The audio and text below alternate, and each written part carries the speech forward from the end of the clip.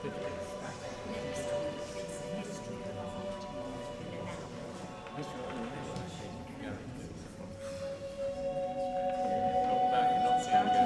that?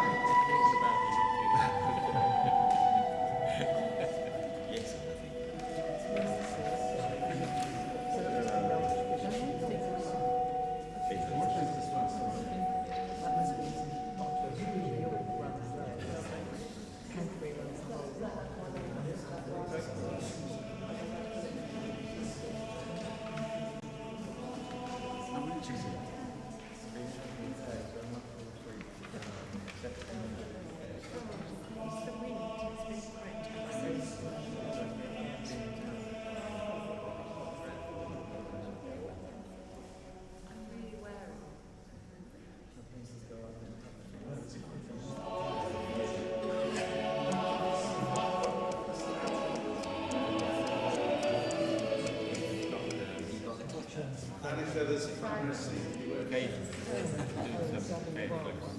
There's the intent bingo. This is Annika. Annika's also really everyone is beautiful.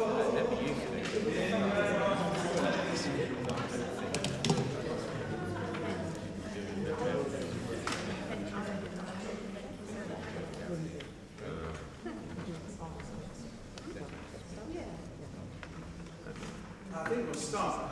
Good evening, everyone. Welcome to St. John's Church, to our second Three Things in May talks. Last week it was Dave Tomlinson speaking about how to be a bad Christian and a better human being. Who was here for that? Oh, wow. What a hardcore crowd following on. But it's all right, there's still time to get your stamps on your card for the next two as well. So I'm really pleased to welcome Chris here. This is more than just a story of one man's journey to a couple of cathedrals. This is an Odyssey. This is a burden to be carried. This is a calling of great gravity. This is Chris's idea. Last year, it's around this time, was it last year, you said? Yeah, August. I'm going to start going and visiting all the cathedrals, and we kind of went, oh, that sounds fun. And then we really realised we meant every cathedral in England and in Wales. And maybe that'll be a question of what's wrong with Scotland, but we can come to that in questions and answers. The way this will work is, so it's Chris's personal journey of those and the coffee shops as well, and you'll hear all about it. I'm really excited because we got all these reports during the weeks of places that he'd been to, but actually to visualise it was really what we wanted. So it's really good to be gathered together. And Chris, thank you so much for agreeing to do this and to put this all together. So the way it will work is, I think Chris is talking for about 35 minutes to start with, then there'll be a break for teas, coffees and wine, and then we'll come back and the evening will be finished by 9 o'clock. So Chris has the second half, and there's some time for questions, reflections, and yes. Here we are. Without further ado, let's welcome Chris Hall.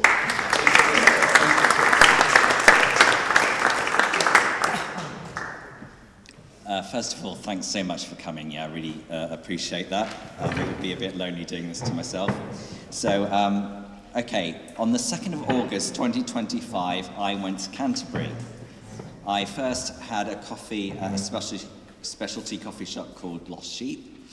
I then went to the cathedral, and whilst there, I bought, I'll show on here as well, if this is working, this tea towel. I'll show you here, this is the live version.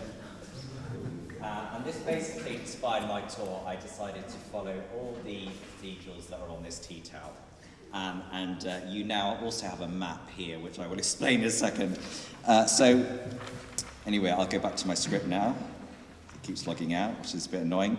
Over the next 6 months, so I finished about the 30th of January 2026. I visited all the cathedrals on here except for one in the Isle of Man. Well, that's not England and Wales anyway, is it? So that's my excuse. And I'm going to share tonight where I went and what I saw. We're mostly going to focus on the cathedrals, as I saw a lot of them. I won't go through all the I went to a coffee shop at every place, but I won't go into that, because, you're not here for coffee shops. Well, you might be, but yeah. Okay. But we're not going to follow the order that I visited them or look at them alphabetically. We're going to rank them in how long they have been classed as cathedrals, because at least half of them were not originally cathedrals. We will be going back in time, starting with the most modern and ending with the most ancient cathedrals in England. I've done it backwards because it gets more interesting the older they get, let's face it. Okay, so let me define the criteria. So, I'm just to put my glasses on now, but anyway, sorry, I'm getting very focused, so I'm going to adapt, but basically, it's when it was founded or when it was consecrated and set apart as a holy place for a cathedral. And there are exceptions for cathedrals that were destroyed due to man-made disaster and then rebuilt. So, and so this is the order. I think he said we're going to look at the first 20 to begin with, and we'll have a break. And then we're going to go look at cathedrals in Wales briefly, and then we're going to look at, down to about 11. And then I'm going to show some of my favourite coffee shops, and then we're going to do the top 10. I'm guessing you'll probably know number 1, but some of the ones in between you might be surprised at. So, I wish I had a script instead of looking at. Okay, so let's get started. So, what is a cathedral? A cathedra, and it took me, sorry, I'll go back into the mic. It took several times for me, like about 4 or 5 weeks for me to work this out. It's Latin for cathedra, cushioned seat. It is the seat of authority of a bishop, normally the lead bishop of each diocese. And so you've got the map there of the diocese, and so it's basically it's split in two. So you've got 2 provinces. You've got Canterbury, which is in yellow, and you've got York, which is in sort of pink. I'm not sure, I think it's just evolved like that, why Canterbury is way bigger than York. I think it's a bit unfair, really, on the Archbishop of York, but there we go. And so we are in Oxford Diocese, which is part of the province of Canterbury. So let's start. First of all, now the ones that we're going to look at mostly before the break all became cathedrals between 1836 and 1927. And primarily this is because of the population growth. As you can see there, it was like about 10 million people in the UK in about 1800, and that then shoots up to about 70 million today. And if we then look, the blue line is England, so it's mostly been in England. It's a massive growth. I mean, I think Nigel Farage would be going, wow. Anyway, so let's start with the first one. So it's Coventry Cathedral. Now we're going to kind of do like a pointless thing. Now I know I've been to every one, but I want to see if there are any cathedrals I'm the only one that's been to. So if you've been to Coventry Cathedral, can you raise your hand? Okay, I thought so. I thought that would be a quite popular one. Okay, so Coventry Cathedral, the diocese was actually founded in 1918, and the St Michael's Parish Church was upgraded to a cathedral. Then on the 14th to the 15th of November 1940, the cathedral was bombed and destroyed. A new cathedral was built next door to the ruins and consecrated in 1962. So that is the most up-to-date one. I found this a bit difficult being here. I kind of, I'll say in the, I've gone backwards here, okay. It was very much concentrating on death and suffering, and we've had personal tragedy in our family, as some of you will know. And so it was a bit difficult being here. So I was going to stay.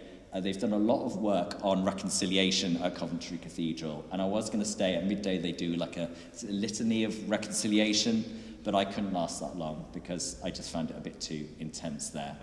On the left is an artwork by Graham Sutherland, which is a tapestry, and it's the second largest tapestry in the world. It's 23 by 12 meters. That's 75 foot by 39 foot. And it's the largest tapestry made in one single piece. And next to it is the cross, this legendary, this was from the original cathedral outside, and these two bits of wood were found as a cross, which is quite famous. So yeah, I think the designs are it's very eye-catching, it's very dynamic, but I just found it a bit upsetting to be there. But yeah, so anyway, let's go on to Guildford Cathedral. Who's been to Guildford Cathedral? Again, a lot of people have been there. So this was consecrated in, the diocese was founded in 1927. This was consecrated in 1961. And you'll see that it's Gothic. Now, I'm not an expert on architecture, so basically here you can see the arches are semicircle, that's Romanesque, so that was like in the Roman era. And then you can see here, when they're pointy arches, they're Gothic. There's a little more than that, but that's the simplest version of it. So if you see pointed arches in a church, then it's because it's Gothic. So there we go. And so we're now on to number 40, which is Portsmouth. Who's been to Portsmouth Cathedral? Oh, okay. All right, still a few of you. That was also founded in 1927. So next year it'll be its century. There'll be a century of the diocese. The parish church became a pro-cathedral, which is kind of like nominated, and then a provisional one, and then it dropped the provisional in 1935. I don't know about those that have been here, but it's quite small. They've extended it a little bit, but it's, yeah, I think the teenagers call it mid. It's a bit mediocre, really. So, yeah, I didn't think much to it, but, I mean, it's nice enough. So, anyway, Derby Cathedral is next, and that was in 1927 as well. This was built in about 1725. It's the Georgian area. Again, I don't know much about Georgian, but it reminds me of a couple that we'll see later on. And again, it's okay. There's this, it's quite famous, there was a local ironsmith or something called Robert Bakewell, I think it was, and he designed that. And then Florence Nightingale, there's a little sort of plaque to commemorate her because she lived in the area. So, yeah, it's all right, but it's not amazing. It's quite small. So, okay, going on to Leicester Cathedral. This is my personal Odyssey, remember, so I'm giving my personal opinions. Again, this was the next one I went. I basically did the Midlands all in one go. I think I did about 9 in 4 days. Again, this was formed in 1927, so another centenary coming up. This was mostly built on the mid-19th century on Roman ruins. It's most famous now. I'm sure you've heard the story about Richard III being found. I think it was in a car park or something. And so I think it's legally, they have to rebury the remains when they find something nearby to where they were found. And so it's now in Leicester Cathedral. And it's probably the best thing there, to be honest. Again, I'm being quite harsh. It's quite small. You know, I don't know, it's like when you see these massive cathedrals and you see something that's smaller than St. Nick's, you kind of like, okay, fair enough. This is the cathedral, which I think is the most ugliest cathedral that I've seen on the things like, what were they thinking, you know? But anyway, so we're on to the next one, which is Blackburn Cathedral. This came out in, was rebuilt in the 19th century, and it became a cathedral in 1926 when the Diocese of Blackburn was founded, and they added a lantern, which you'll see this pointed thing in the middle, in 1967, and the cathedral was actually consecrated in 1977, so I think they've done quite a bit inside. It's actually it's not a bad cathedral, actually. Let's see if it's not working. What a great cathedral. Yeah, okay. Anyway, so this they've done a lot of art inside, so if you like modernish art, then I think you'll appreciate in here. I quite liked the look of it. And there's the Stations of the Cross there. I'm just going to look up who did it, but I was quite taken by it. I mean, they're all quite, maybe a bit samey, the pictures, but I thought it was quite good. And then there was this, which was made in quite recently by a local group that had, basically all the knives had been collected on amnesty, and this is the Lives Not Knives bench. 127 licensed swords handed in during a weapons amnesty, which I thought was kind of cool. So we're now on to 36. We're racing through them. So this is Liverpool Cathedral. It's the largest cathedral and religious building in Britain and the 8th largest cathedral in the world. I'm doing a little Jeremy Clarkson there. So yeah, the diocese was founded in 1880. They were going to have another cathedral, but it wasn't big enough. There was like a parish church. So there was a bit of squabbles, and then they started to build the church. There was a competition, and a 22-year-old architect won it. But I'm a bit suspicious here. He's a bit of what the teenagers now call a nepo baby. So his dad was a church architect, and his granddad was Sir Gilbert Scott. Now, Sir Gilbert Scott is quite famous. You'll see, as you go around a lot of cathedrals, his name mentioned a lot because he's done a lot of the renovations, and he's a bit of a legend. Now, I don't think it's kind of like, like when you've got little kids, you kind of help them with your, like they're designing something for Christmas or Easter, and that you help out. But I'm just wondering whether his dad helped him out a little bit. But anyway, I'm sure. But anyway, they took ages to build this because of the war and everything. It was consecrated in 1924. It started in 1904, but they didn't finish it until 1978. So Giles Gilbert Scott did not actually live. I mean, he died in the 60s, so he didn't actually see the finished product, sadly. But it's very big. This kind of reminds me of Harry Potter. I don't know why, but it's kind of like in that Gothic style.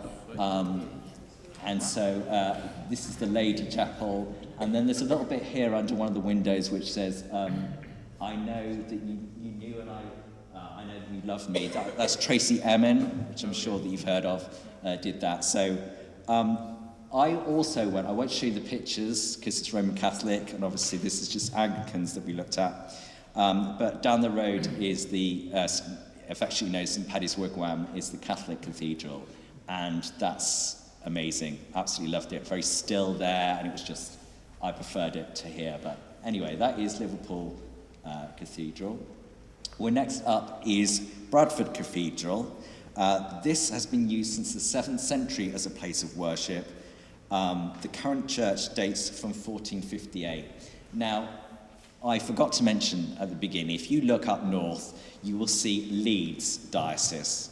Now, that was formed in 2014, and 3 dioceses were merged into it. So I'm doing them individually right now, but basically Bradford, Wakefield and Ripon are all part of the Diocese of Leeds now, and they're all equal weight.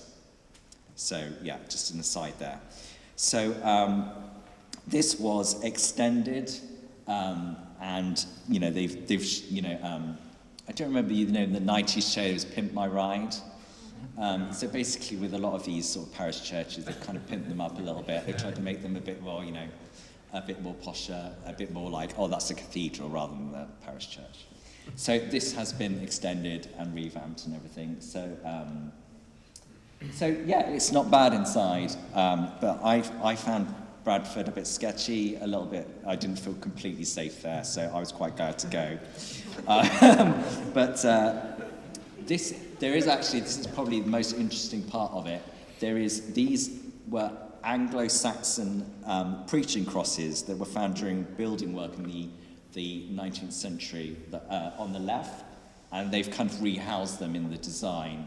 And then this on the right, it's like this was leading up to a rood, which I think is like an old sort of raised sort of statue of Christ, which they had to get rid of during the Reformation. So we're now on to 34, which is Chelmsford Cathedral. That's formerly, that was built around 1200 and then rebuilt in the 15th and 16th century. It became a cathedral in 1914 when the Diocese of Chelmsford was formed.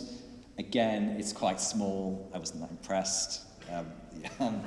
Oh, sorry, I've not asked the last few. Has anybody been, the last few, has anybody been to Blackburn? Yeah, that's one, that's good.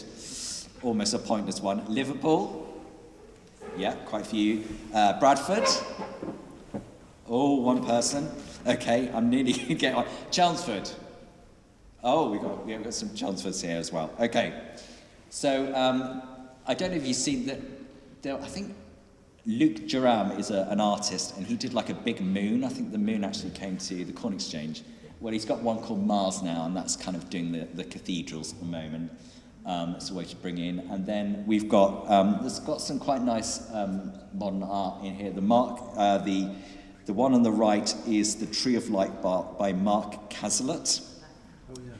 And then we've got some icons here, and I saw lots of icons as I went around. I kind of got a bit bored of them, but they are quite impressive. So here, you've got on the far left, you've got Jesus. Then you've got, I think it's Peter, sorry. And then you've st Ced. Now you go, who's St Ced? There are quite a few local saints that I saw around, and basically St Ced is the patron saint of Essex. And he will come up later on in the evening. So watch out for that. So, there's a bit of a teaser there. So anyway, so let's move on, and I'll have to log in again. So we're now at St Edmundsbury in Cathedral. Who's been here? Oh, we've got a few here. Yeah, okay, that's great. The church has been there since the 11th century, where there was an abbey next door. And the abbey, I think there were some ruins, and it looked quite impressive. The abbey was closed by Henry VIII, which we'll hear about later. It's been constantly worked on since then, and you can see the tower here. And the tower was only built in sort of 2000, finished in 2005. It was kind of like a millennium project, so it's quite a new thing. And so this became a cathedral in 2014 as well, when the Diocese of St Edmundsbury and Ipswich was formed. So it's not bad inside. It's quite nice. They've been doing a lot of work on there. So, and then I quite like these. So on the left-hand side, you've got a banner of St Edmund by Sybil Andrews, and she started this in 1930, and she finished it in 1975. So if you're a bit slow on things, then this ended up in a cathedral. So don't give up. And the other one is Christ in Majesty. This is based on the Ezekiel's vision of God in Majesty. Christ is shown seated on a rainbow with an open book on his left knee, and it's sort of based on a miniature that was in the Berry's Bible, which was from 1125 to 1136. Now that's supposed to be a Bible. It looks like a kitchen towel to me. So, there we go. Anyway, and that was made in France in 1999. So we're now going to the next one. Who's been to Sheffield Cathedral? Oh, yeah, a few. Okay. So this was also, this was promoted in 1914 when the Diocese of Sheffield was established. And the earliest part is from the 1200s. Now, it's quite an unusual shape. It's normally like a lot of cathedrals are like a cruciform shape, but this kind of like goes all over the shop. There's been a lot of extensions and bit added on. This is a nativity scene that was made out of steel, quite for Sheffield, obviously. And then there was this crypt, what I quite liked, and then there was the Chapel of the Holy Spirit, which was quite beautiful as well. So that is Sheffield. We'll now go on to 31, which is Birmingham. Who's been to Birmingham Cathedral? Oh, there's a few of you. It's quite small. It was consecrated at St Philip's Church in 1725. It became a cathedral in 1905 when the Diocese of Birmingham was founded. I think the most impressive thing are these windows. There's 4 of them. They're by Edward Burne-Jones, and they were put up in the 1880s, and they actually took them out during the Second World War so that they were safe, and they were absolutely safe. So this is Southwark Cathedral, which is in, who's been there? Okay, and this is obviously in London, south of the river, and you can see the Shard there nearby, and you've also got Borough Market if you're foodies, which is very nice. Okay, so sorry, I'm going in again. This has been a place of worship for 1,000 years. There was a priory sort of there from the 12th to the 16th century. Then it was a parish church that was linked to the Diocese of Winchester until 1877, and then it became upgraded to cathedral and the Diocese of Southwark in 1905. It's quite nice inside. I quite like it. There is a chapel dedicated to the founder, John Harvard, the founder of Harvard University, who was baptized in the church.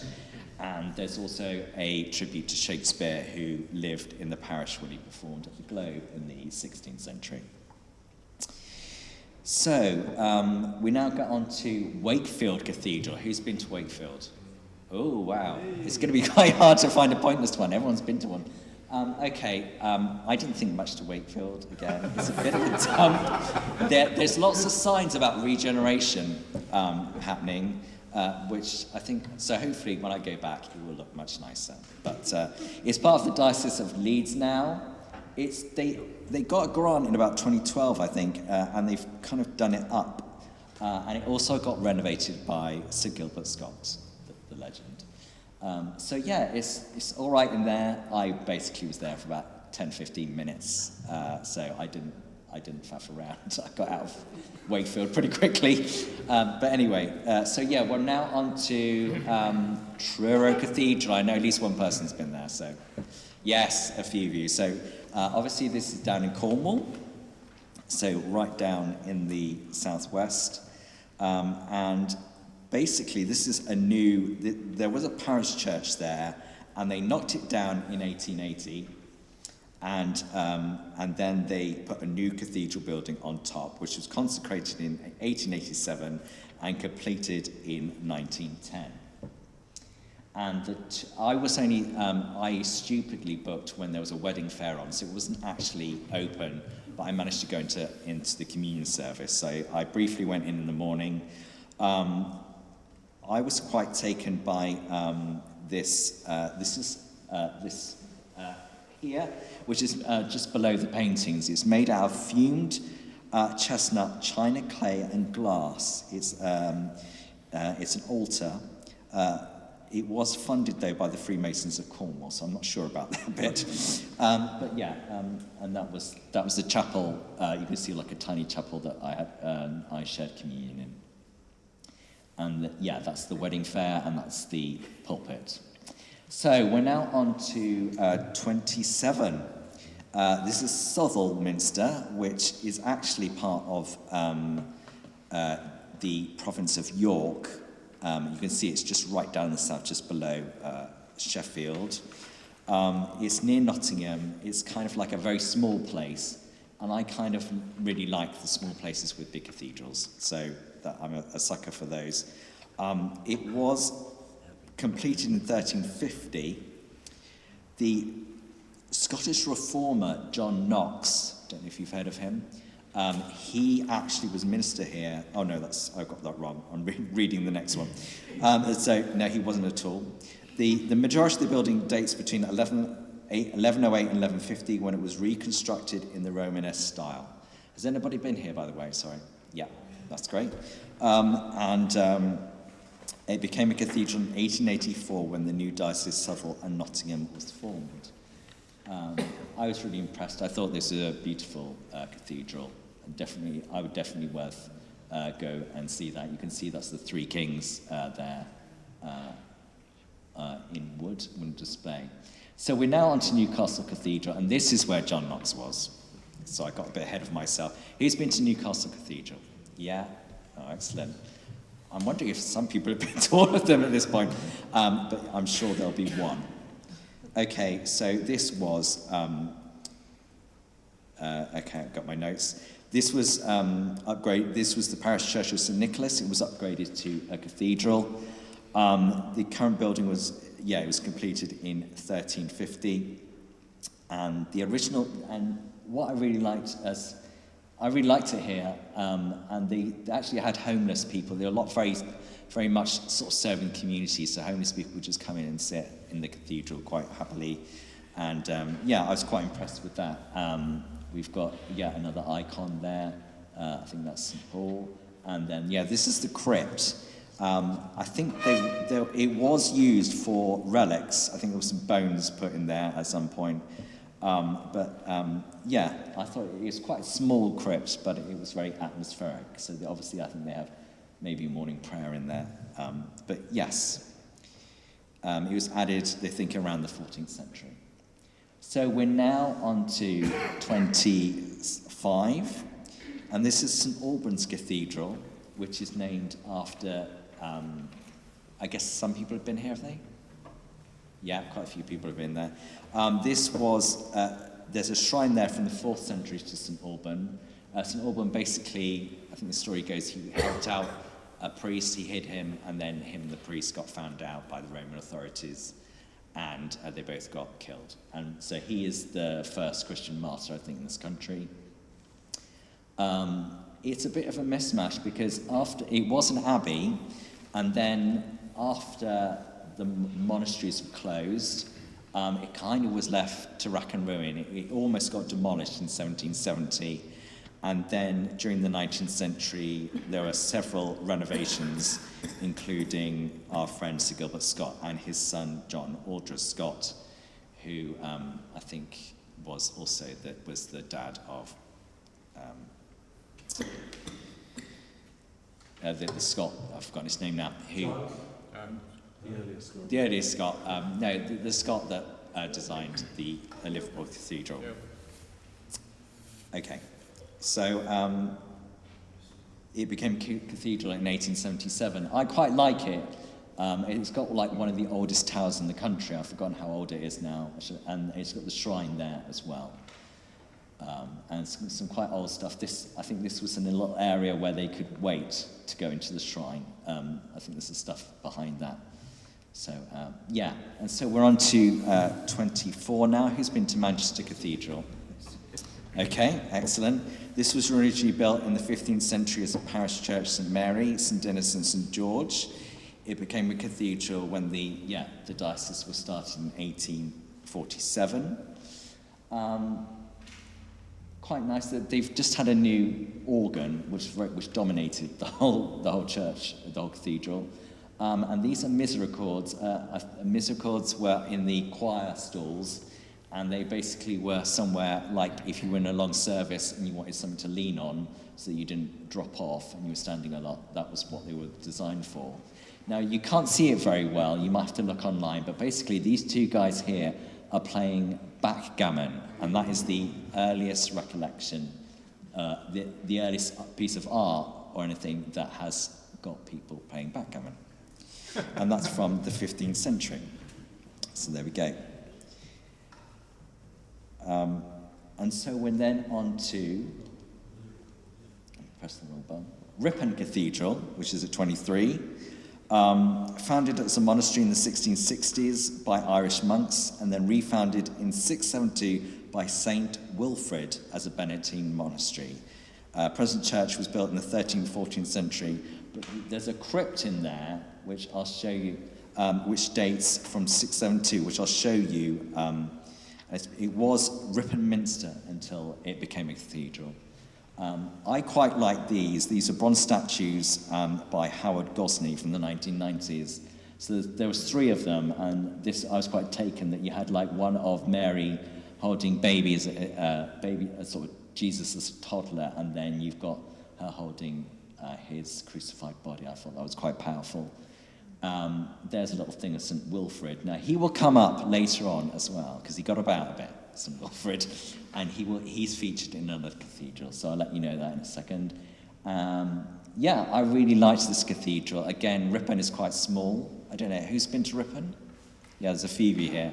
It's a nice little town, or city, I guess. And this is, I tried to do a video of the crypt, and it didn't come out very well. So this is actually not my pictures by a guy called Tim Barber, who did a blog about it. But it's from 672, so it's definitely worth seeing. I think that's like one of the oldest things that I saw in a cathedral. And then finally, we've got St. Paul's Cathedral at 22. So this is one of the oldest dioceses. It's like from about 604. But then the Great Fire of London happened in 1666. The original cathedral got burned down, and it was consecrated in 1697 and completed in 1710. I'm guessing quite a few people have been there. Yeah, a few people there. It's now £27 to get in, which I think is very expensive. It's the most expensive one of the cathedrals. What, sorry?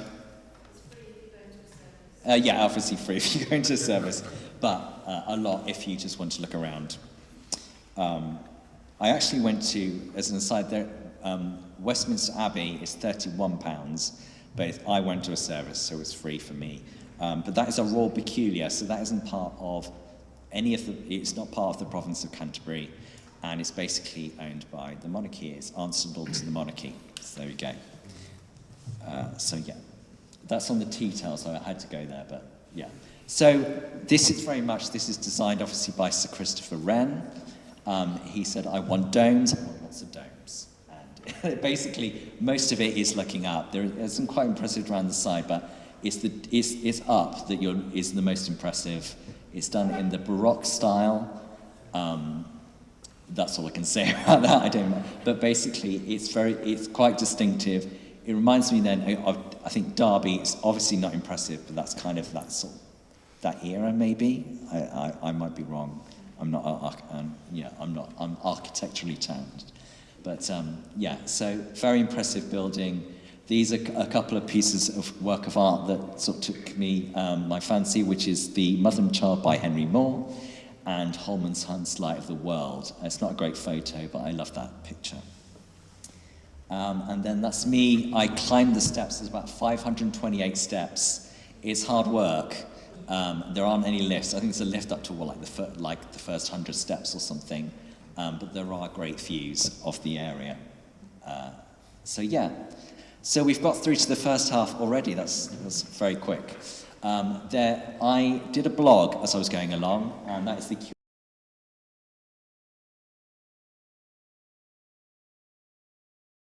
Church of Wales used to be part of the Church of England, but they decided to break away in 1920. There are 6 dioceses. There is Bangor, St Asaph, Swansea and Brecon, Monmouth, Llandaff, and St David's. And basically there is an archbishop, and that's on a rotating basis. So one of the bishops becomes archbishop. It was in Bangor, but now it's Cherry Van, and she's based in Monmouth or at Newport Cathedral. So that is where they're based at the moment. So I will quickly go through from north round to the south west. So in the north, we've got Bangor Cathedral, which was actually established quite a way, 546, by a saint, Daniel. It's been rebuilt several times since then. The current interior was renovated by Sir George Gilbert Scott. There he is again, what a legend. And then the Mostyn Christ here on the left is from 1450. That was the oldest thing there. I really like this painting on the left. This is by an Anglesey painter. Anglesey is just across the way from Bangor, and it's called Still Doubting, so it's Thomas looking, and I quite like that. Yeah, it's quite small, but it's quite nice in there. I don't know if you've seen, there was a bit of a scandal at Bangor Cathedral, so it's been struggling a little bit, but I liked it there. St Asaph Cathedral. Now, I made a mistake here. I mostly went by train, and there wasn't a train station here, and because of my connections, I only had really an hour there. But St Asaph was founded by, is named after the first bishop of the cathedral, who was a disciple of St Kentigern, who established a monastery now. Now, St Kentigern is known in Scotland as St Mungo, and he founded Glasgow. Got banished from Scotland for a little bit, he came down to Wales, and he founded the monastery, which then became a cathedral. There was a sculpture that was doing the rounds. I don't know if any of you have seen this on Songs of Praise. It's called The Last Supper, and it's made completely of computer keys. And it's quite an interesting thing. And it does the rounds. That was St Asaph at the time, but you might see it somewhere else. And it uses 50,000 recycled keyboard keys. So it's quite interesting. It was founded between 560 and 573, and the current building dates from the 13th century. So these are really old. And so we've got Brecon. Now, Brecon was only made a cathedral when they broke off from the Church of England. So it was 1923 it became, and it's also part of the Diocese of Swansea as well. So it's the Cathedral for Swansea as well. It was okay. I found the stonework quite interesting. I've not seen anything like that. I think the font is quite old. I think that's from the 14th century. But it was okay. And then Newport Cathedral, where Cherry Van, the current Archbishop, is from. The church was founded on the site in 500 by Woolas. That's the corrupted English translation. I'm not very good at Welsh. I'm not going to even attempt to pronounce the Welsh name. But basically, the current stone church dates from the early 20th century, and it became a cathedral in 1949. And there's quite an interesting rood here. This is actually designed and created by an artist from Singapore. I don't know how that came about. That's quite interesting. Llandaff is in a suburb of Cardiff, and I really liked it here. Has anybody been to any of these cathedrals? So I'll go through again. So has anybody been to Bangor? Oh, it's a pointless one. Hey. St Asaph?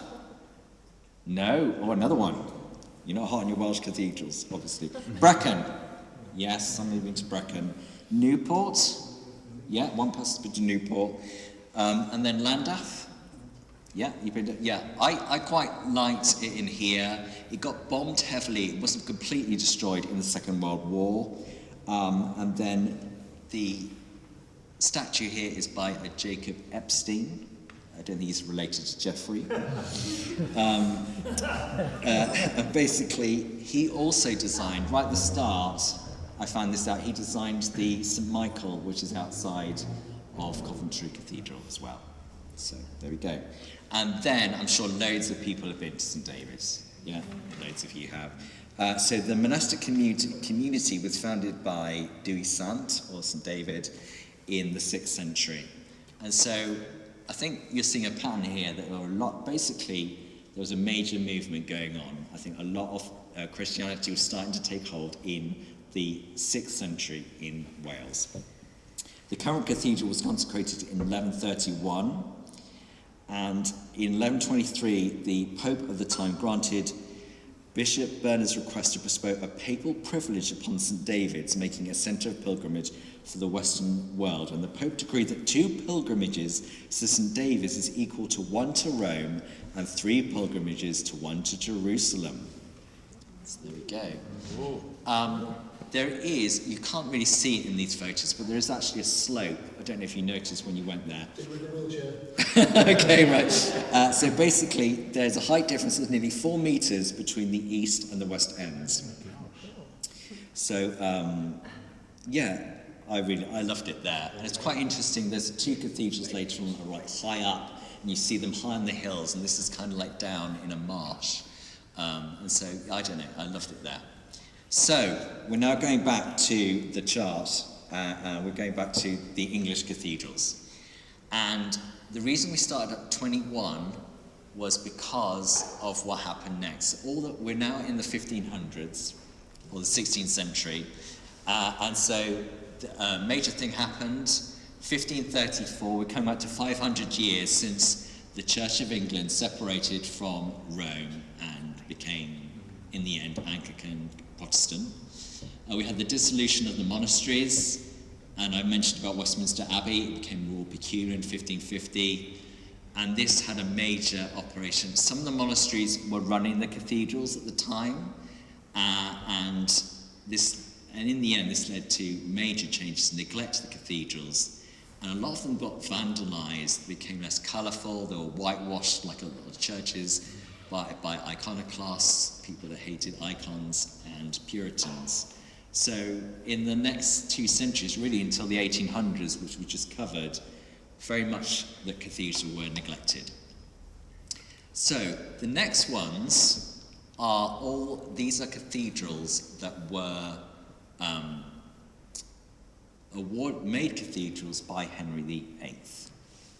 So the first one is our one, Christchurch Cathedral, and this was in 1546. The diocese was founded in 1542, and originally it was going to go to a place called Olney Abbey, which is outside, which is now completely destroyed. And then in 1546, it became Christchurch Cathedral. It's the only cathedral that is linked to a university. Obviously, it's part of the Oxford University.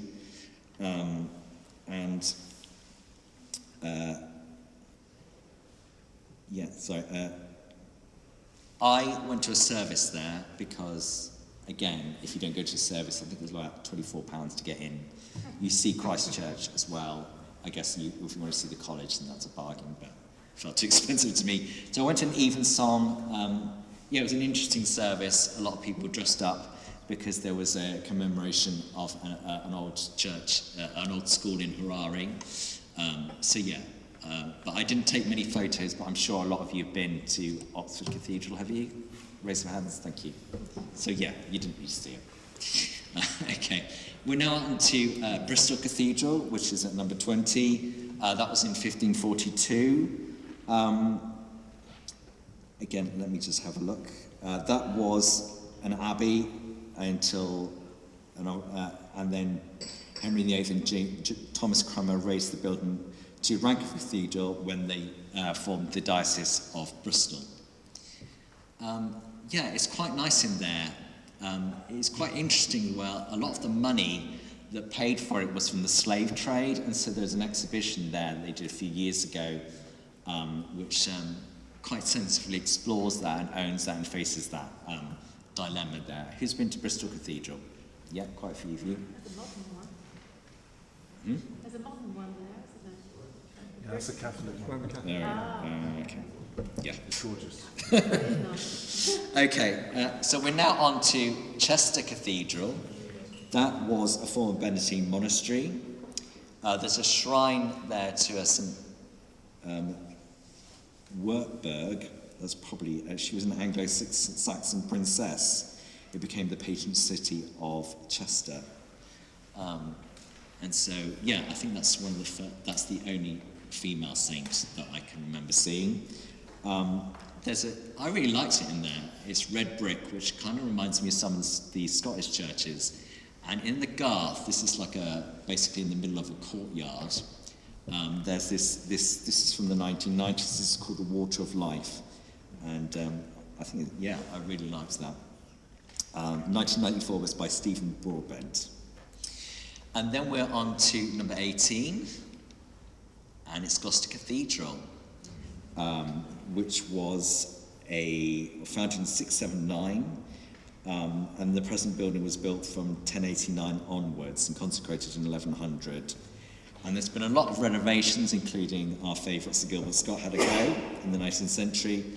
And the cloisters, that is Edward II, who was reportedly murdered, I think, is in this. This is a chantry. I don't know if you've heard of chantries. They were from the 13th to the 15th century, and they're in a few of the cathedrals. Basically, it's kind of like a corporate box, but slightly more fancy, and you basically had masses said in these chapels. But this is the tomb of Edward II. And there's a first floor. There aren't many first floors in cathedrals, but there is one, and that's the choir stalls. And then the cloisters, which have featured in a number of TV films, including Harry Potter. Okay, so we're now on to 17, which is Peterborough Cathedral. Who's been to Gloucester, by the way? Yeah, a few of you. Peterborough? Yeah, a few of you. I really liked Peterborough. Peterborough hasn't got a great reputation as a city, but I really liked it. Certainly improves once you get to Peterborough Cathedral. It was former St Peter's Abbey, and it was rebuilt in the 12th century, and beautiful ceiling. I think the ceiling is from the 19th century, and then we've got Catherine of Aragon, the former wife, I think the first wife of Henry VIII, is buried there, and her grave is honoured by visitors who decorate with flowers and pomegranates on, I think, on the day of her death, I think, or on her birthday. I'm not sure about that. Okay, and then basically we're now on to in 1066. William the Conqueror came in, and he decided, there were Anglo-Saxon cathedrals before then, but he decided, I want to revamp them, do them like we do on the continent. And so basically all the cathedrals now are either from the Norman era or afterwards. I think it was the Plantagenets, wasn't it, after that? Until then, the Tudors came along. So, yeah, sorry, I'm just going to... This keeps logging out again. I should have used paper. There we go. Okay, so we're now on to Salisbury, which was consecrated in 1258. Now, I did a little bit of research, and apparently, before Salisbury, there was a diocese of Sherborne, which is in Dorset, and there was a diocese of Ramsbury, and there was an Anglo-Saxon cathedral in Ramsbury, which is just outside Hungerford. That was from 909 to 1058. Now, we are in Oxford Diocese, but we've only been in Oxford Diocese since 1836. We were in Ramsbury Diocese before then, and then after that we were in Salisbury Diocese. So there we go, we have got about a bit of Berkshire. So... Better beer in Ramsbury as well. Yeah, yes. And also the gin and vodka I can recommend as well. Okay, so the font, I think, comes from the 1990s, and that's, going back, the spire, I'm guessing, has most of you gone to Salisbury Cathedral? Yeah, quite a few of you have been. The spire was built afterwards, so that was finished in 1330, and it is the tallest spire in the country. The cathedral close there is the largest in Britain, and the Magna Carta is held. There's 4 copies, and there's another cathedral which is coming up, it's there as well. The font was designed by William Pyer. It's only 2008, but I think it's like one of the most beautiful parts now of the building. I really liked the Prison of Conscience window at the back as well. In the east window, it was designed by French artist Gabriel Law, and that's from 1980. Of the 5 lances, so I think there's a mixture. There are like some that are a piece in there. I don't think a photo can do it justice. I think you have to stare at it for quite a while, and you start to see faces, some that are in real agony and some are in peace, and it's stunning. It really is impressive. And so we're now on to number 15, which is Wells. Now, this was formed in 1245, but But there was a dispute. So Bath was the cathedral for a little bit. Also Glastonbury had a fight. It was going back and forth, and the Pope had to then decide in 1245 that it was going to be in Wells. So it is the diocese of the Bishop of Bath and Wells. This is was built in about the 1200. I think it was 1090 the cathedral was starting to be built, but yeah. There's a beautiful, who's been to Wells Cathedral, by the way? Quite a few of you. There's beautiful, I paid extra to go to the Bishop's Palace Gardens. I'm so glad I did. It's utterly stunning, and it's like one of the best bits. You've then got these Stainer arches, or these scissor arches, which were inserted to brace and stabilise the sides as a unit. And then you've got these beautiful stairs. These are medieval stairs leading up to the chapter house. A chapter house is kind of like where there's the admin meetings. Although there is a bishop's seat there, every cathedral is run by dean. That's the most important person, plus there are canons, and then other... Speak a little louder, please. What? Oh, sorry. So every cathedral is led by a dean and some canons. And they basically do the meetings in the chapter house. So, and then I think this is the second oldest clock. There's another clock which I seem to have missed at Salisbury, which is the world's oldest clock. This is the second oldest clock in the world. And Vicar's Close is the oldest, I think, street in Europe from the 14th century. I loved it there. It's one of my favourites. It's just so atmospheric. It's a beautiful little city as well.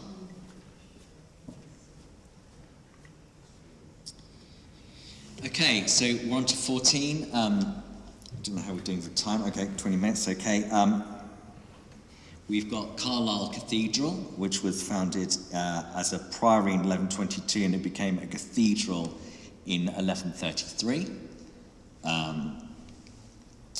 The east window, it was quite dark. It was like in January, it was a wet, cold day, and so it doesn't really do it justice, but that is one of the most famous parts of the cathedral, and it was voted in a survey by the Association of English Cathedrals as the nation's favourite stained glass window. That was in February this year. So there we go. I loved the ceiling, which is stars and angels, and that was designed by Owen Jones in the 19th century. And each blue panel contains 16 golden stars and a central sun, except for one panel, and it's beautiful in there. So we're now on to Ely Cathedral, which is at number 13. Who's been to Ely Cathedral? And who's been to Carlisle? Yeah, people been to Carlisle as well. This is one of my favourite. This is founded in 672 as an abbey, and then it became a cathedral in 1109. The earliest part of the building dates to 1083. It's mostly Romanesque, but there are some Gothic bits as well. The ceiling was done in the 19th century by Henry Stillman Lestrange, and Thomas Gambier Parry painted when he died, and you can see the style. And the ceiling tells the story of the ancestry of Jesus, beginning with Adam and continuing through Abraham, David, and Mary. Okay, sorry. And the prior's door, which you'll see in a second, dates from 1135. But it's really impressive. It's one of my favourites. I have asked, but yeah, who's been to Ely Cathedral? Yeah, that's nice on that. Yeah. So we're now on to number 12, which is Norwich Cathedral. No, actually I've changed it over, sorry.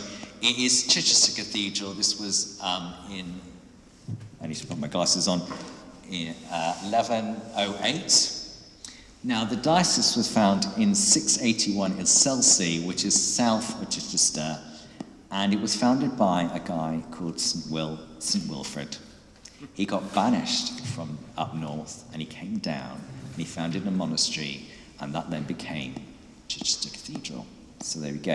I found that out the last few days. It's the only cathedral. Who's been to Chichester, by the way?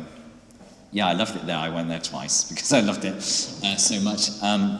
This is the bell tower. It's the only, I think, cathedral in the country that has a separate bell tower. This is a view of the cathedral from the palace gardens, which are very pleasant. This middle bit is the Arundel screen, which is also very famous. And that's the Lady Chapel, which is quite nice. I came back because Sarah at the back here said, did you see the Chargraw's window? And I'd forgotten to see it. So that is by a guy called Mark Chargraw, and that's quite famous as well. So we're now on to Norwich Cathedral. Now, I'd gone to Peterborough the day on the same day. Who's been to Norwich Cathedral, by the way? Yeah, quite a few of you. This was 1096, 2 years after the diocese was founded. There was a chocolate, I think it was Rowntree, had a chocolate factory nearby, and they donated their one of the this as the font, so that's from the chocolate factory. I went on a detour. I went a lot of people know Julian Norwich. I went to her little chapel and I kind of got sidetracked, so I didn't spend much time. But it's quite famous for the bosses, which are the little bits that cover up the joints up in the vaults, up in the ceiling. I think there's about 1,000 of them. It's very impressive, and that I quite like that that door there. So we're now just going to have a brief break before the top 10. Now a bit of a coffee snob. Thanks to a former associate rector of St Nick's. And Milk and Bean, who's been to Milk and Bean in town? Yeah. They're in the Indie Coffee Guide, and I bought the Indie Coffee Guide, and then I started to go to places all over the UK. They've got different guides. And so basically, every time I went to Cathedral, I went to either a place that was in here or got a good high rating on Google reviews. So here are my favourites. I know that you probably will never go to them, but I'll just bore you with them a second. So that's, okay, here we go. This, Bristol, there are loads in Bristol. It's a specialty coffee capital, I think, outside of London. And this was one I went to. I liked the design, the coffee was amazing. Very hipster, as you can see, but yeah, really nice. I went to a vegan restaurant, which also serves coffee in Exeter. The meal, that is like an Eggs Benedict, but it's all vegan, and it was amazing.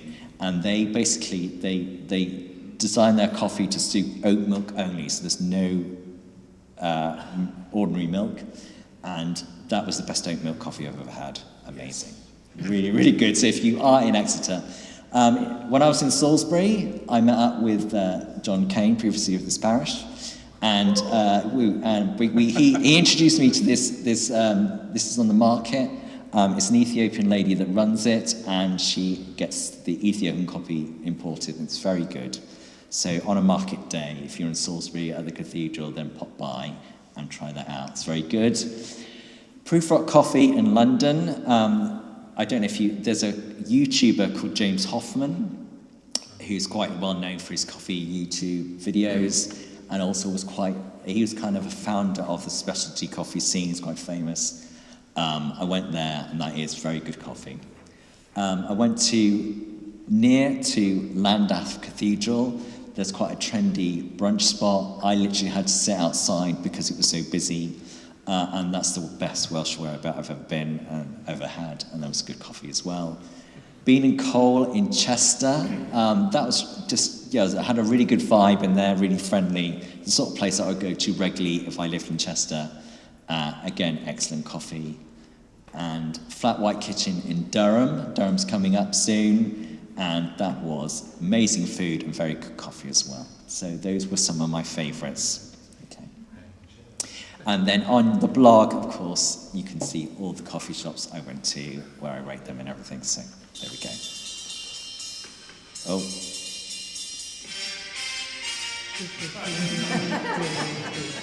Okay. Right, yeah, okay. Yeah, we've got the countdown. So this is the final 10. So I'll try and race through this so we can get to 9 o'clock. So Lincoln Cathedral, it was founded in 679.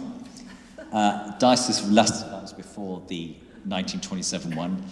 And I did a little bit of research, and there was basically there was a bit of problem in the 800s, in about 1870, that Vikings invaded the area. And so they moved, Lincoln Diocese was massive, and they moved, and they were based in Dorchester-on-Thames, which is near Wallingford, Didcot Way. So I went up there. It's quite nice, there's an abbey there now. But basically, so Lincoln Cathedral was right until about 1070, and then it moved up, and then it became, Lincoln Cathedral. So that was a bit of a bizarre thing that I just found out the last few days. And there's another link to, Dorchester has another link to another cathedral later on. Lincoln is a massive cathedral. Who's been to Lincoln? It is very impressive. If you haven't been, I would definitely recommend. It's up on a hill, so it's a bit of a killer going up, but there's cobble streets. It's very pretty, you can see it's pointy arches. So that means it's Gothic. That's the chapter house there. That's where they used to sit and have their meetings. Quite impressive. It's a very impressive building. And I don't know if you saw, I didn't show a picture, and a very good picture. Anybody heard of the imp? There is like a little mischievous character that is on one of the walls, and apparently, rumour has it that he causes mayhem. Apparently, weird things have happened, it's been blamed on the imp. So that's something to look out for. Sorry, I'm going quiet again, I know. Okay, so we're next on to Exeter Cathedral. This was founded in 1909, and that was originally in Crediton, and then it moved in 1050 to Exeter. I really like this cathedral. It's very colourful. This is the Minstrel Gallery, which is like halfway up the nave, and then very colourful tombs. And then, you can see an elephant there on the choir stalls. And so we're now on to Durham Cathedral. Who's been to Exeter Cathedral, by the way? Yeah, excellent. Durham was basically founded by Lindisfarne, which, who's been to Lindisfarne up in Northumberland? There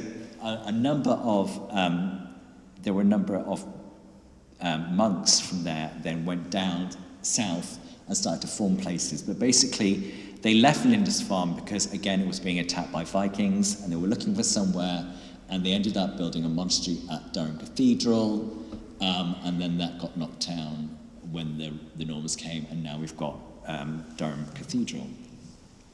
This was probably my favourite. Beautiful, it's Romanesque mostly. That is the Galilee Chapel, and then you've got St. Bede. For those, I guess most of you will know Bede, but he was a writer around the time of the, I think it was the 7th century, was it? Might be a bit later. Basically he wrote all about, he's sort of a great guide of church history at the time. And then there's St. Cuthbert's, who is the patron saint of the north, I think. There is a shrine to him. And this was quite funny. So the cathedral is quite high up. And rumour has it that the bishop at the time, who's buried underneath, I'm just going to get his name up, if I can.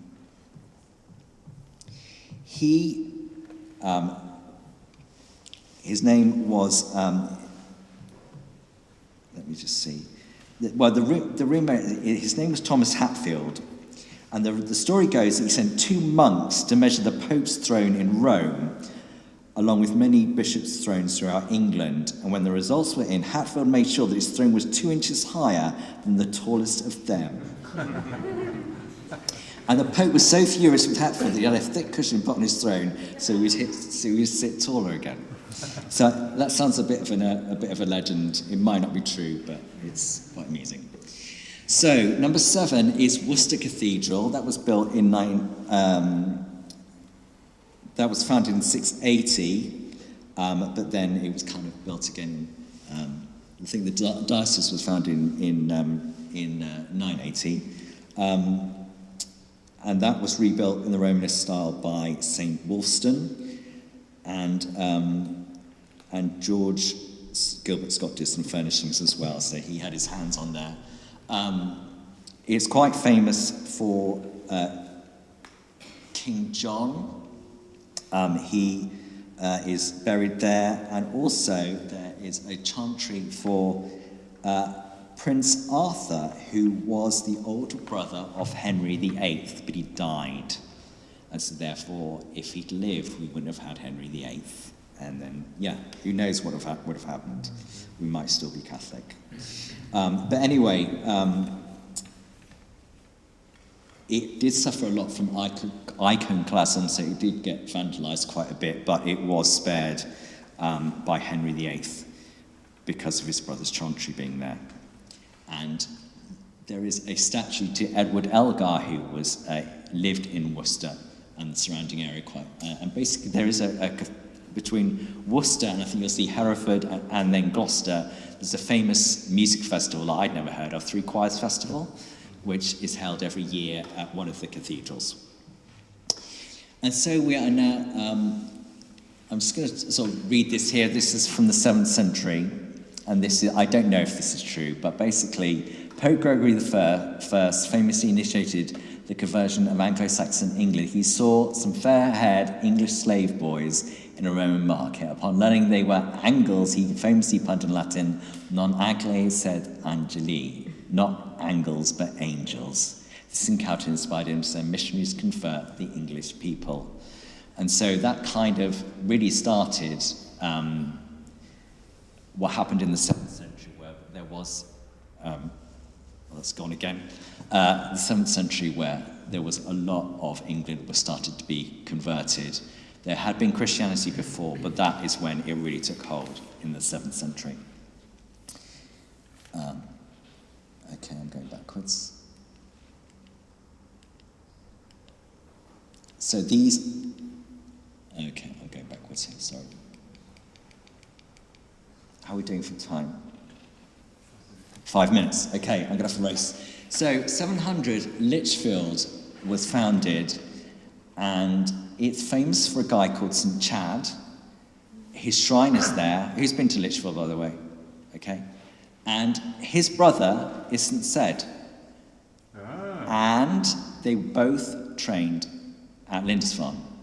So they're both from Lindisfarne, and he then founded Lichfield. And I think it was in a different place before that. So I really like Lichfield. On my blog, I didn't put it here, there is a video. There was like a secret chapel up. You could like go up some steps. You don't really see it, and there's a little secret chapel. So if you haven't been to Lichfield, I recommend it. It's really good. And I think this is from the 8th century, I think, these Gospels, so very old. Then Hereford is at number 5. That was founded in 680. And the thing, you pay extra to go in, but this has got the Mappa Mundi, which is a medieval map from 1300. And you've got like a little translation that's the original on the left, and on the right, you've got York, Chester, Lincoln. You've got all the, like, it's quite interesting to see what were the major places at the time. Yeah, I really recommend going there to see that. And there's also a Change Library there. Winchester Cathedral, that was founded beforehand at Dorchester-on-Thames by St. Birinus. I think that's how you pronounce it. So basically 2 cathedrals have got their names from a little village, which I understand is in Midsummer Murders as well. I don't know who follows that. But anyway, so we were part of Winchester Cathedral before we then became part of Ramsbury, Salisbury, and then Oxford. So it's quite famous for Jane Austen. There's some medieval stuff as well, and there is a shrine to St. Swithin. I'm guessing most people have been to Winchester, have they? Yeah. And this is a statue called Sound To by Anthony Gormley in the crypt, which famously gets, if the crypt gets flooded, then you can see the marks where the waters come up. Then at York Minster, which I guess a lot of you have been to, 625, that was founded. The rose window was being, they were starting to repair that or renovate that while I was there. There's some medieval stuff. That is St. William of York, who's the patron saint of York. That's down in the crypt. I really like the crypt, actually. There's a good exhibition in there. And lots of Roman stuff, because I think there was a Roman settlement that was from 300s that's underneath York Minster. And that's a very famous, the east window is like one of the most famous ones there. Really like that there. And then we're on to Rochester. That's from 604. That's right next door. It was quite tense at the time. There was a UKIP march happening later that day, and so there was a lot of tension happening in Rochester. So I wasn't there for long, and it's not as good as next door. But basically, yeah. There's a castle right opposite Rochester, and there's a monk called Gondolf who basically designed both. So there we go. And then at number 1, and there's no surprises, he's been to Canterbury Cathedral. Okay, most of you. So this is number 1. This was founded by St. Augustine. He was the one Pope Gregory ordered to go and convert the angels of England, as it were. And yeah, this is obviously famous for, I didn't take a picture of where he was murdered, but the shrine is where the candle used to be of Thomas à Becket, who got murdered famously. And I really love the crypt there. I found that really peaceful being down there. There's also a nice herb garden which they've created in the grounds there, which is really nice. And then a bit further along, you can see me at St. Martin's Church, which is just down the road, which I think used to be the private chapel of Queen Bertha, who, and basically that's where Augustine started out. And you'll see here is the oldest church in the English-speaking world. So, and that is from the 6th century, and obviously in Wales they started out before that in the 5th century. So, we've more or less finished. I think it's nearly 9 o'clock. Thank you very much for coming. I hope that this has been interesting and informative for you. Thank you.